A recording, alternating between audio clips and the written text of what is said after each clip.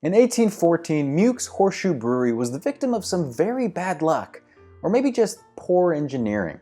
At the time, massive storage vats were in vogue in London's breweries, and when one of these large vats burst at the Horseshoe Brewery, it led to over 100,000 gallons of beer flooding the surrounding area in a veritable brew-nami. The surge led to the collapse of 2 nearby buildings and the loss of 8 lives. Over the years, rumors even popped up that unconscientious ale lovers had flocked to the scene of the accident to consume the runaway beverage.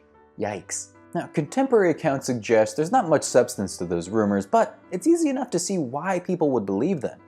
People really like beer. Behind water and tea, it's thought to be the 3rd most widely consumed drink on Earth.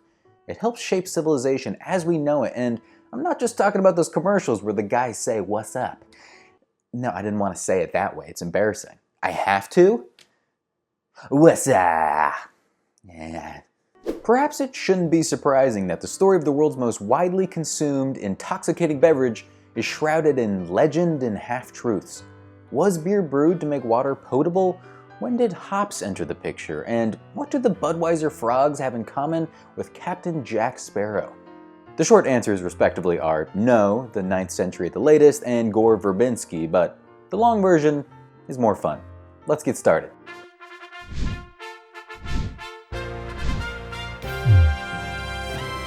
Hi, I'm Justin Dodd. Welcome to Food History. As we talked about in our last episode, ancient Sumerians were cultivating grains thousands of years ago, but we didn't actually get into what those possibly first sedentary people were doing with the grains they grew. And there's actually some debate on the matter. According to one theory, the grains were used to make beer before bread ever entered the picture. The discovery of ancient tools potentially designed for beer brewing supports this. That would mean beer was part of the origin of agriculture, which is arguably what allowed humans to build civilizations, which led to the development of new technologies, which made it possible to brew even more beer. Man, that is some Inception-level history stuff. In 2018, archaeologists from Stanford announced they had evidence that people in what is now Israel were brewing something like beer around 12,000 years ago, which they noted predates the appearance of domesticated cereals by several millennia in the Near East. The archaeologists speculated that it was likely a thin gruel possibly consumed for religious purposes. Beer, by the way, is any fermented alcoholic beverage made with cereal grains such as wheat or barley. There was a time when beer and ale were considered 2 different beverages, with beer defined by the presence of hops, but we're going to proceed with more modern usage where the 2 words are basically interchangeable. We'll get to hops pretty soon though, by which I mean in about 11,000 years. Early beer was likely made by crushing up grains, heating them gradually in water, then possibly baking them and then steeping them again. This process encourages fermentation. Grains contain starches, and heating up grains help break these starches down into their simple sugar components. Fermentation happens when yeast microbes consume these sugars and convert them into alcohol, flavor compounds, and carbon dioxide. It's sometimes said that Louis Pasteur discovered yeast in the mid-1800s, but that's a little misleading. Sure, single-celled organisms like yeast are invisible to the naked eye, but when millions or billions congregate in the beer-making process, they can be seen and manipulated. In Richard Unger's Beer in the Middle Ages and the Renaissance, he points to several indications that brewers began to intuit the vital role of yeast hundreds of years before Pasteur's time. Rather than relying on wild yeast in the air, a 15th century brewer in Munich received permission to use a specific source of yeast from the bottom of his brew. In 16th century Norwich, England, brewers recognized the value of skimming off excess yeast for use in bread making and further brewing. They actually donated some of that yeast to charities. Even without Pasteur's experiments defining the biological processes that result in living yeast turning glucose into ethanol, what he dubbed alcoholic fermentation, people evidently knew that fermentation made beer bubbly, flavorful, alcoholic, and generally much more fun to drink than plain barley water. Beer was among the Sumerians' most influential contributions to the world, right behind written language and a formal number system. And the Sumerians knew they had come up with something big. They even had a goddess of beer and brewing named Ninkasi. In the year 1800 BCE, a hymn was written for Ninkasi that doubled as a beer recipe. Because it was written in song, the recipe was easy for the average beer drinker to memorize if they didn't know how to read. It's also the oldest beer recipe ever discovered. Here's an excerpt. Ninkasi, you are the one who handles the dough with a big shovel. You are the one who waters the malt set on the ground. You are the one who soaks the malt in a jar, the waves rise, the waves fall. You are the one who spreads the cooked mash on large reed mats, coolness overcomes. If the Sumerians penned a similarly poetic cure for hangovers, it has not been discovered yet. The ancient Egyptians were also fanatical about their beer. They believed that beer brewing knowledge was a gift from the god Osiris, and they incorporated the drink into their religious ceremonies. It infiltrated other parts of Egyptian culture as well. Beer was so common that the laborers who built the pyramids of Giza were given daily rations of 1 1/3 gallons, or about 10 pints of the stuff. It was also served at celebrations, where over-imbibing was not only accepted but encouraged. As far as etiquette was concerned, leaving a party when you could still walk straight was the Egyptian equivalent of not finishing your meal. Man, these guys know how to party. But one compound that's found in virtually all beer today took a while to enter the picture. That would be hops, the ingredient that gives beer its bitter, floral taste. Though it's more noticeable in IPAs, the vast majority of beers depend on hops to balance out their sweetness. And hops, by the way, isn't the name of the plant, it's the name of the flower or cone that comes from the plant. The plant itself is called Humulus lupulus, which means climbing wolf in Latin. During the Middle Ages, Catholic monks supported themselves by selling homemade goods like cheese, mustard, and in some cases, beer. These monks were likely the first people to make beer with hops. In the mid-800s, a German abbot from the monastery of Corvey in Germany referred to the use of hops in brewing. Shout out to YouTube commenter Timo Kramer for mentioning this abbot Adelard of Corbie in the comments in our last episode, sending our fact checker down a hoppy rabbit hole trying to pinpoint whether the reference was made from Corvey in present-day Germany or Corbie in present-day France. Either way, as Timo pointed out, the abbot was cousins with Charlemagne.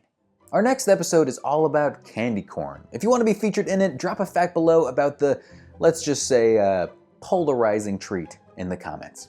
Anyway, hops. A few hundred years after that first written reference, German abbess and eventual Catholic saint Hildegard of Bingen wrote in her book Physica Sacra that hops make the soul of a man sad and weigh down his inner organs. Okay, but you say that like it's a bad thing, Hildegard of Bingen. According to beer scholar William Bostwick, her description was actually so scathing that it helped launch a beer war between Catholics and Protestants. Partly inspired by Hildegard, Catholics ditched hops and fully embraced Groot, which was the mixture of herbs and aromatics used to flavor most early beers. This made hoppy beer anti-Catholic, so naturally, Protestants claimed it as their own. Martin Luther himself was even a proponent of the beverage. During the Reformation in the 16th century, the rise of Protestantism helped boost hops' profile in Europe. Hops had another advantage in the beer wars. The ingredient contains beta acids that delay spoilage and act as a natural preservative. Monks weren't aware of this property when they first added hops to beer, and when it did become clear centuries later, that was the final nail in Groot's coffin. Beer was a popular drink of the lower classes from ancient times through the Middle Ages, but there's some confusion as to why. You may have heard that peasants drank beer every day because it was more sanitary than the water they had access to, and it makes a certain amount of sense. Brewing generally involves boiling the unfermenting beer, or wort. This would theoretically kill off pathogens. Once fermentation takes place, the alcohol itself would presumably provide further disinfection. But while it's hard to say that beer was never looked at as a healthier alternative to water, the theory doesn't stand up to much scrutiny as it relates to the Middle Ages. The truth is that clean water wasn't that hard to come by, even in poorer communities. People could get free water from wells and streams, and some places like London even had cisterns by the 13th century. A more likely explanation for beer's popularity with poor and working class people is that, beyond its intoxicating effects, it was viewed as a cheap source of nutrition. If you were a worker in the Middle Ages, an afternoon pint provided a measure of hydration and quick calories at the same time, though I don't recommend using that same logic to justify drinking on the job today. No, I'm just kidding. It's a fake beer. It's a cartoon. Come on, it's 11:30 in the morning. Who do you think I am? Today, the craft brewing industry skews heavily male, but women have likely been making beer for thousands of years. Female brewers during the 16th and 17th century may even have given rise to some of the iconic imagery around witches. From the cauldrons they brewed in, to the pointy hats they wore, perhaps to attract customers, to the cats they kept to deal with grain-loving rodents, some writers have drawn a line connecting alewife entrepreneurs and what would eventually become witchy iconography. While it's difficult to source accusations of witchcraft levied at brewsters, there does seem to be overlap in assertions of duplicitousness, for example. perhaps as a method to drive women out of a field that was quickly becoming dominated by men. For good and ill, beer making took some big steps forward during the Industrial Revolution. Emerging technologies like steam power and refrigeration led to a tastier, more consistent, and easier to brew beverage. Industrialization and globalization also paved the way for the widespread consolidation of the modern beer industry. When Anheuser-Busch InBev acquired SAB Miller for more than $100 billion in 2016, the resulting conglomerate contained over 500 beverage brands and accounted for over a quarter of global beer market sales, according to market research from Euromonitor International. Many of the craft beers you know may very well belong to a conglomerate like this.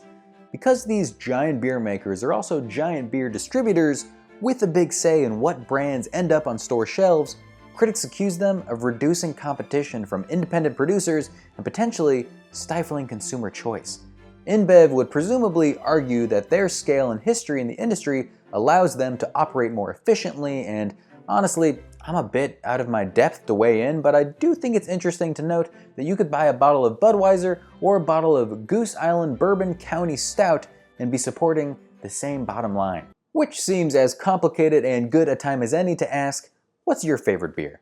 State your preference proudly in the comments below. Remember, I'm not here to yuck anybody's yum, unless your yum is the phrase yuck your yum, which let's face it is objectively off-putting.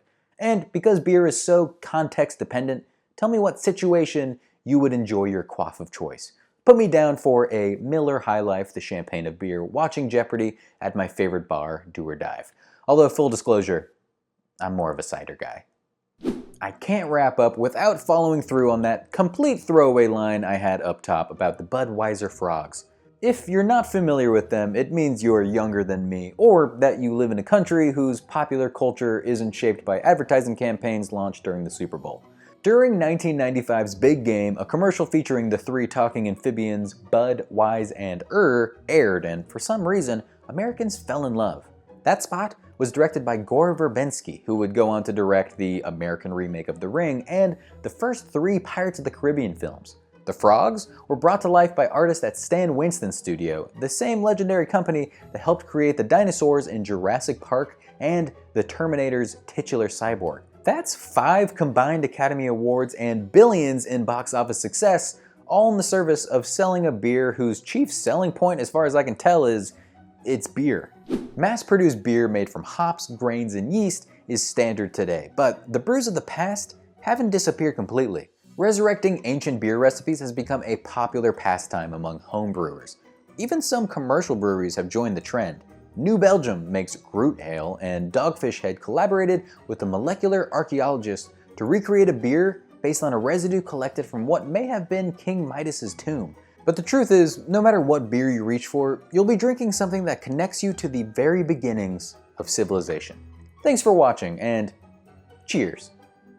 I'm gonna go have a real beer now, not a cartoon one. Whoop! It's still fake, I taste nothing.